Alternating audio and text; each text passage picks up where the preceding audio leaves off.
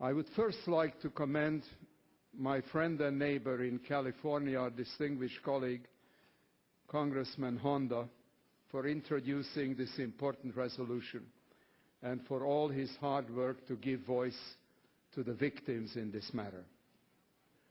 The government of Japan's unwillingness to offer a formal and unequivocal apology to the women forced to be sexual slaves in World War II stands in stark contrast to its role in the world today.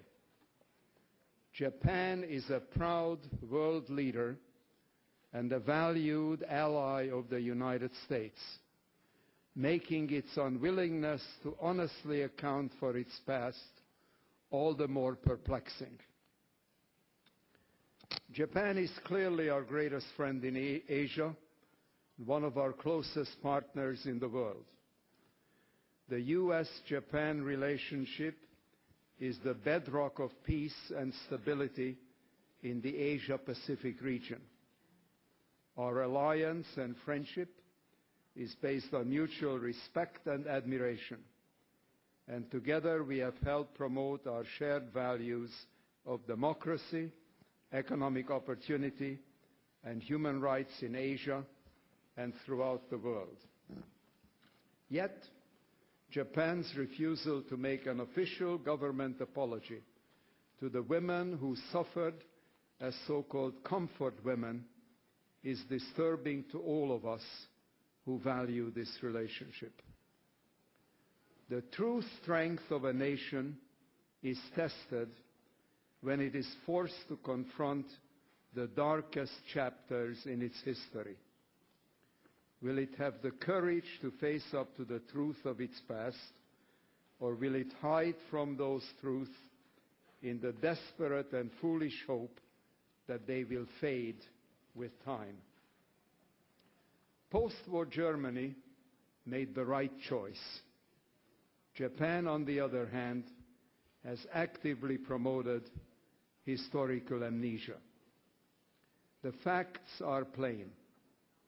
There can be no denying that the Japanese imperial military coerced thousands upon thousands of women, primarily Chinese and Koreans, into sexual slavery during the war.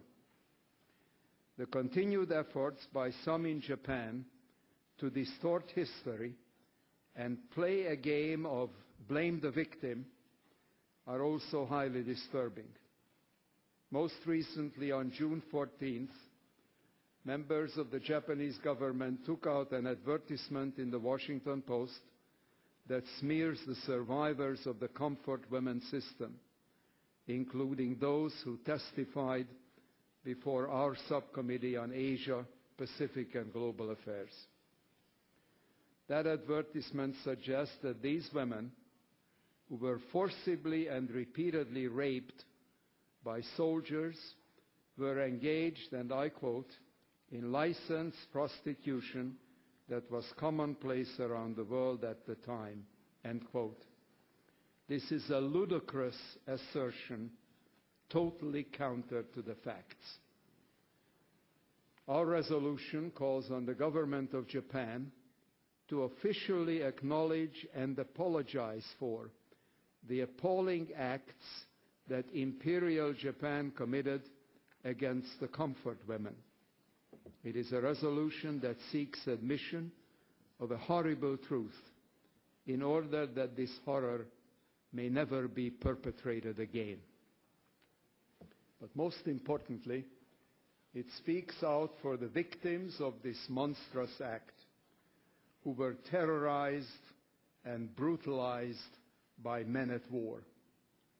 It gives voice to these courageous women whom others have tried to silence through shame, bigotry, and threats of further violence.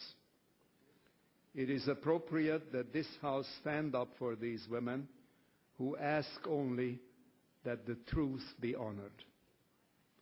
Finally, let me clear up the intent of Congress.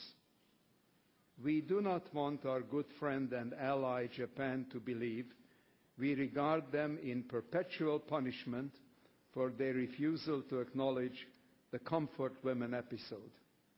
We want a full reckoning of history to help everyone heal and then move on.